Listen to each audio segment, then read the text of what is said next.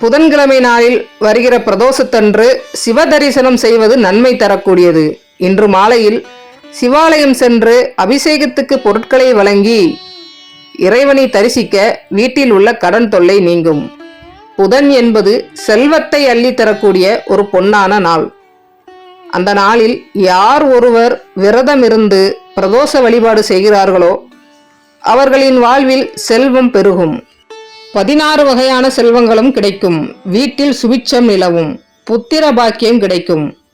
சிவன் நந்தி அபிஷேகத்திற்கு இளநீர் வாங்கித்தர நல்ல புத்திசாலியான மக்கள் பேறு உண்டாகும். வீட்டில் தடைப்பட்ட சுபகாரியங்கள் யாவும் தடைகள் நீங்கி மலமளவென நடைபெறும். இன்று மாலையில் 4 மணிக்கு சிவாலயத்திற்கு சென்று நந்தி பகவானுக்கு அருகம்புல் மாலை அணிவித்தால் தொழில் தடைகள் நீங்கும்.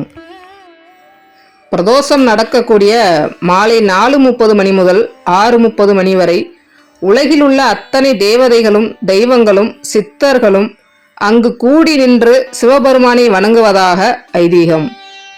அந்த நேரத்தில் நாம் கோயிலில் இருந்தால் அவர்களின் பார்வை நம் மேல் படும். நம் வாழ்வின் பிரச்சனைகளையும் பாவங்களையும் போக்குவார்கள். கோயிலில் தயிர் சாதம் வழங்குபவர்களுக்கு நீண்ட நாள் நிறைவேறாத காரியம் நிறைவேறும். பசுவிற்கு வாழைப்பழம் கொடுப்பது சிறந்தது. யாரை பற்றியும் குறை சொல்லி பேச வேண்டாம். எதிர்மறை எண்ணங்களை வெளிப்படுத்த வேண்டாம்.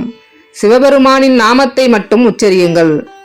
நந்தியை மறைத்து கொண்டு சிவபெருமானை வணங்காதீர்கள்.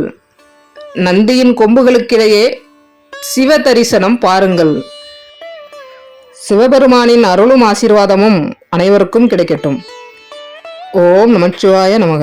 நன்றி.